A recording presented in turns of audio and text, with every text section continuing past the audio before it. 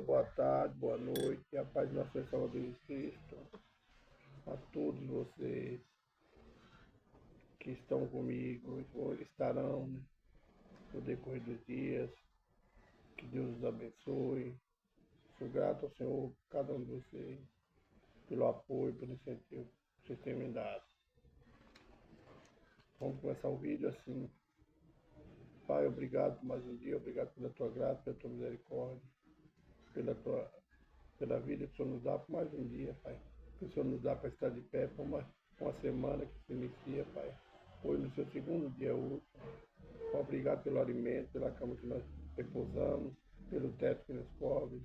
Obrigado pela chuva, pelo calor, pelo frio. Obrigado pelo deserto, pelas tempestades que vêm sobre nós, porque todas elas são apazíveis, Pai. Obrigado, Senhor, por você ser Deus Santo, nos nós pecadores. Perdoa meus pecados, minhas falhas, minhas transgressões, por obra, pensamento e ignorância. Que eu fiz, que eu posso fazer, que agradeço, o Senhor, perdoa, Pai. Eu sou um pai pecador. Estou confiado, não, Pai, que eu mereço, mas tua misericórdia, que ela é infinita, Pai. Fala conosco, Pai, hoje no livro do profeta Oséias, capítulo 3, versículo 14. Também no livro do Números, capítulo 26. Seja para exaltação, para consolo, para educação. Seja feita a vontade do Senhor e não a nossa. Que o teu Espírito tenha a falar e não que nós queremos ouvir. Em nome do Senhor Jesus, amém. Irmãos, livro do profeta Oséias, capítulo 3, versículo 14. E eu os remirei da violência. Perdão, irmão, não aguenta muito. Da violência do inferno. E os resgatarei da morte. Aqui Deus, falando através do profeta, que ele nos aliviará da violência do inferno. O inferno, pelo que nós entendemos na Sagrada Escritura, é fogo, tormento eterno, né? Então Deus nos livrará da violência do inferno, através da crença em Jesus Cristo, através do amor que tem em nós, Deus tem por nós, que enviou seu Filho para nos libertar da escravidão da morte. E os resgatarei da morte. Através do nosso arrependimento, do nosso discurso que vai fazer com o Senhor, de aceitar o Senhor, de obedecer, Ele nos resgata da morte. Nós sabemos que Jesus Cristo venceu a morte por nós. Ele morreu, restou o terceiro dia. A morte não tem poder sobre o Deus, e nem sobre Deus, nem sobre Deus. Onde está a morte? Aqui o profeta faz a pergunta. Onde está a morte? A tua perdição? A alegria do crente saber que a alma dele terá vida eterna. A alegria de saber que Deus venceu a morte. A segunda pergunta que ele faz: onde está o inferno? A tua perdição. As coisas desse mundo que nos fazem perder, sair da presença do Senhor. Tu vai perder por este mundo? O profeta pergunta: onde está o inferno, a tua perdição? Se nós cremos em Jesus, nós confessamos, obedecemos, nós não sabemos, não veremos a perdição do inferno que Deus fala lá no começo, que ele nos livrará da violência do inferno.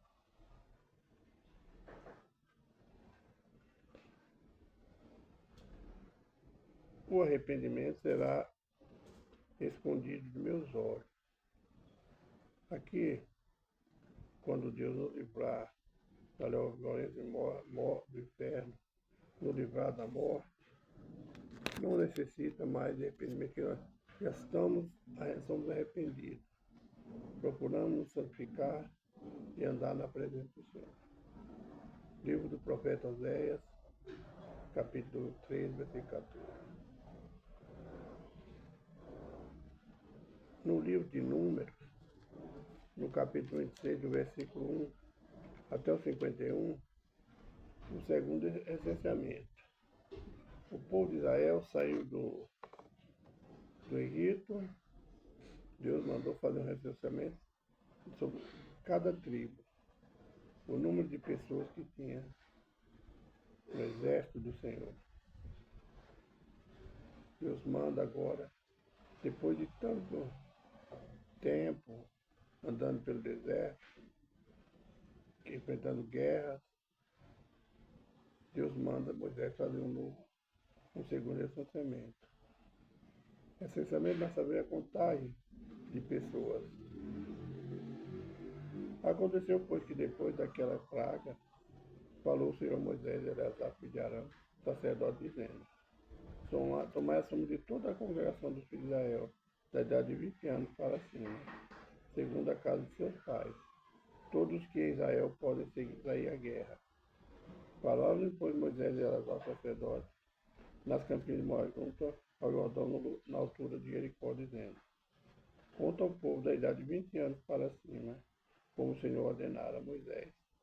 E os filhos de Israel que saíram do Egito, aqui fala a relação dos filhos de Israel, que saiu, aqui fala primeiro de Rubem, é de acordo com a idade, com o nascimento de cada um. O menor, o maior, e vai até o menor. Então foi contado, depois das guerras, as pragas que houve por causa da desobediência do povo. Então Deus manda recontar o povo de Israel. Perguntar por quê? Deus não sabia ou não sabia? Não precisa. Deus não precisa contar mais. Ele quer Moisés e os chefes das tribos tinha que estar tinha que saber quantas pessoas foram, porque ele não tinha contagem certa, mas Deus tinha. Ele sabia quantos venceram, quantos partiram. E isso ele manda contar os que podiam sair à guerra de 21 anos acima. São aqueles que ficaram no deserto, né? Que espiaram a terra e blasfemaram e murmuraram contra o Senhor. Então Deus manda agora contar. Porque Deus sabia que aqueles que não saíam à guerra, aqueles que estavam quietos no seu canto, não tinham sido atingidos, estavam calados, não murmuravam. Deus sabia que nenhum tinha sido atingido pelas pragas. E que a guerra também não queimou. Mas o interesse que Deus tinha é que o povo já tivesse inteirado quantos que podiam ser a guerra que foram perdidos. Quantos morreram nas guerras, nas batalhas, e quantos morreram por aquela praga lá foi lançada quando eles serviram a Baal, prestaram culto a Baal, se prostituíram com as mulheres dos baalitas. Então, Deus queria que Moisés, o desejo de Deus, que Moisés tivesse inteirado quantos morreram e quantos restaram. Deus sabia quantos, meus irmãos. No versículo 50 e 51 diz assim, vamos para o versículo 49. De Gezé, a família de Gezeritas, de Sile, a família de Selitas. Estas são as famílias de Naftali, segundo as suas famílias. Os que foram deles contados foram 45.400. Esses são os que foram contados dos filhos de Israel, 601.730. Aqui é número exato. Então esses foram os que restaram, os que saíram do Egito, os que possuíam as famílias. Aqui na Bíblia fala que Deus mandou contar os que podiam sair à guerra. Agora, esse número aqui, eu não sei te falar. Eu tenho de mim mesmo, que é toda a família. Mas eu não sei te falar com exatidão se é. Porque nós vemos na leitura, Deus manda contar os que podiam sair à guerra, né? E aqui no final, no versículo 31, fala o número. Mas eu creio que é só os que podiam sair à guerra. Sobreviver da praga. no versículo 52 até o 65, a lei da divisão da terra. As terras que eles iriam possuir, a terra da promessa que Deus deu, fez a Abraão, Isaque e Jacó. Agora Deus, preocupado para não haver contenda entre o povo dele, não haver divisão, porque a divisão é que destrói muitas vezes uma nação, uma família, uma empresa. Deus falou a Moisés dizendo: a esse repartirá a terra em herança, segundo o nome dele. Aos muitos multiplicará a sua herança, e aos poucos diminuirá a sua herança. A cada um será dada a sua herança, segundo o que foram ditos contados. Todavia a terra se repartirá por sorte, segundo o nome da tribo de seus pais, a herdarão. Segundo aí a sorte, se repartirá a herança, da herança deles entre as tribos de muitos e a poucos. Estes são os que foram contados de Levi segundo as suas famílias. Aqui vem a relação das pessoas. Deus fala para não haver contenda, que aquela família mais numerosa, aquela tribo, né, ia ter mais terra. Se tivesse menos, ia ter menos. E nós vamos ver que nessa divisão de terra, Deus não deu herança à tribo de Levi, porque a herança do povo de Levi é Deus, Todo-Poderoso. Então nós vemos que nessa divisão, Deus mandou o cuidado de Deus, Deus tem com o homem. Mas hoje nós vemos guerra aí, lutas, mortes, homicídio, por causa de terra, por causa de um pequenininho pedaço de terra. Pessoas invadindo. Olha o cuidado que Deus teve conosco, dando a lei da divisão da terra. Irmãos, se você quer muito bem, muita terra, trabalhe, vigia, aprenda a administrar o que Deus te deu. Se você adquirir um tanto de terra que quiser. Mas agora nós vemos mesmo pessoas ricas, pessoas que têm poder aquisitivo com a família numerosa, a herança deles, muitas vezes tem contente, tem até morte. Deus teve cuidado de nós, mas nossa ganância, o nosso pecado, não nos deixa ter paz, nem com nós mesmos, nem com o homem, nem com Deus. Porque Deus deu uma ordem, e essa ordem permanece até hoje.